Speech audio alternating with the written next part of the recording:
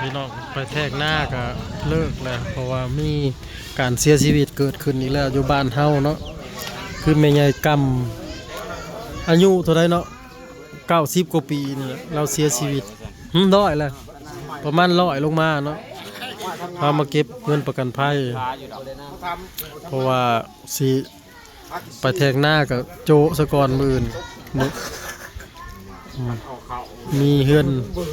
เสียชีวิตแล้วก็มาช่วยเรือกัน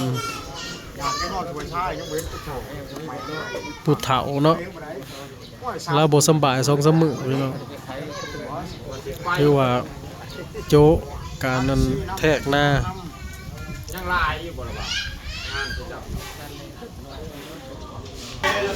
แสดงความเสียใจนำครอบครัวของเพิ่นเนาะที่ได้เสียแม่ใหญ่เป็นที่รักของครอบครัวแม่เฮือนแม่ซ่านแม่ใหญ่กำเลาะกระเฒ่า90 กว่า100นั่นแหละพี่น้อง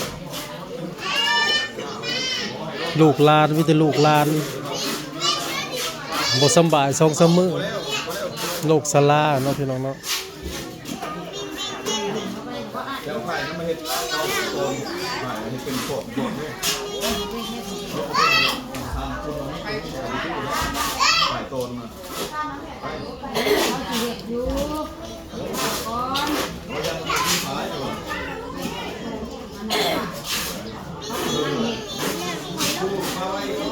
13 นาฬิกา 30 นาทีวันที่28วันคารหรือวันพุธบ่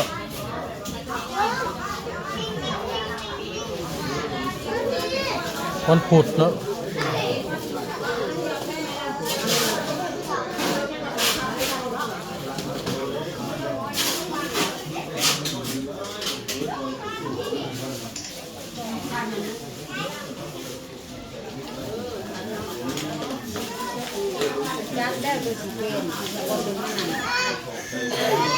มีทั้งเฮือนแจกด้วยพี่น้องแจกแม่ไล่แม่จันคิดนั่นสิแจกมื้ออื่นมื้อนี้เขาเจ้าตั้งห่อข้าวต้มข้าวตอกเขาจัดโฮมกันมื้อนี้เฮ็ดอยู่เฮ็ดกินแล้วมาเพิ่นแม่ใหญ่นี่เพิ่นเสียชีวิตทับอีกถือว่ามีเป็น2 งานเนาะทั้งงานแจกแล้วก็งานศพ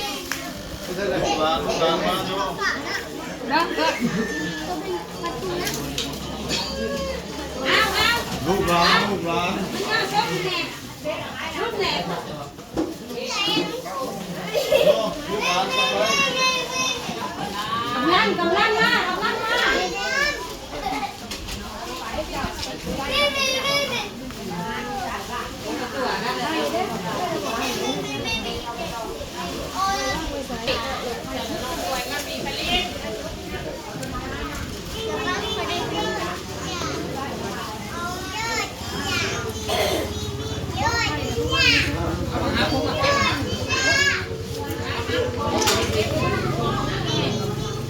ลูกหลานกำลังย่อล่างไม่ใหญ่เนาะแล้วก็สีคอแล้วก็สีเอาใส่หีบเพิ่นอยู่หันเด้ในบ้านตามหามิกงามมิกนะหันก็มีหันบ่อยากได้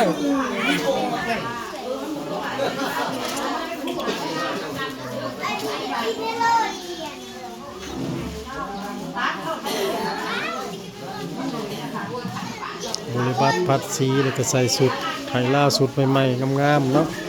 ให้เราเฮ็ดให้เราได้ใส่ร้านแม่ใหญ่ปลาเมาแม่ใหญ่ปลาเมาแม่ใหญ่สาวแพง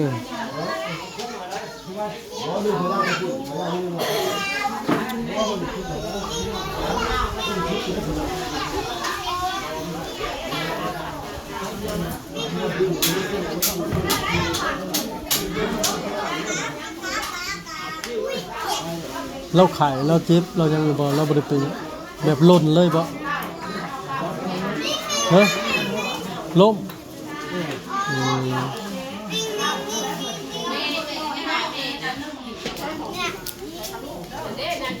เสียใจนำครอบครัวเพิ่นพี่น้องเอ้ยไผก็บ่อยากให้มันเกิดเนาะแต่ว่ามันก็หลีกเลี่ยงบ่ได้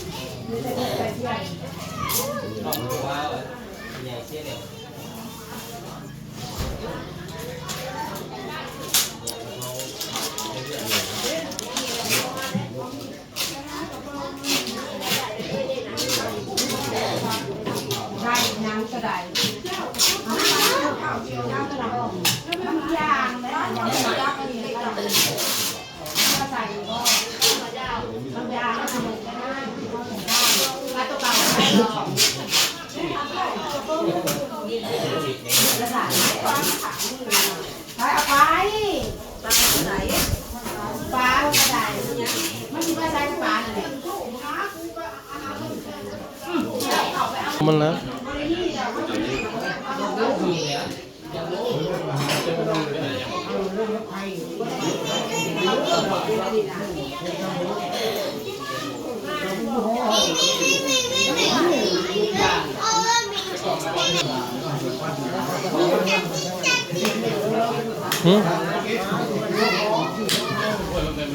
เขาบ่ได้เขาวนไม่ได้สิปิดเอาห่อแล้วก็ปิดหีบเนาะปิดใส่หีบแล้วก็เอาลง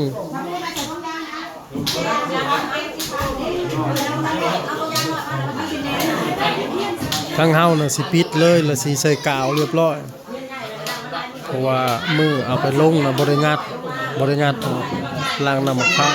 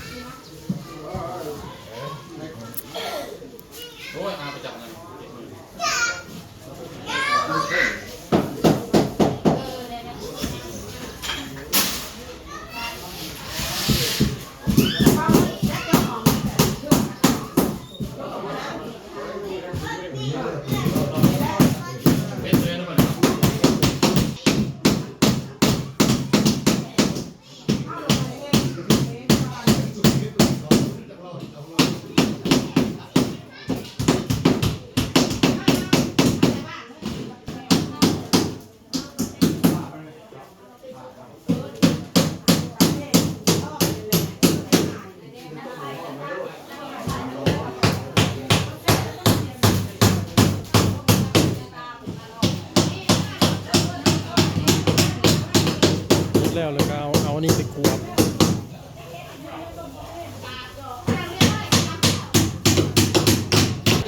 บรรยากาศอยู่ด้านนอกพี่น้องคนกับพทันร้ายปานใดดอกเพราะมันมีเฮือนแจกแน่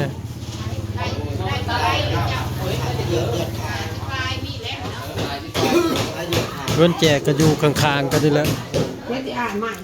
มือเสียมือบุญมือเฮือนแจกอยู่ด้านนั้นผู้ที่ติดกันเนาะอันขันแต่หนทางซื่อ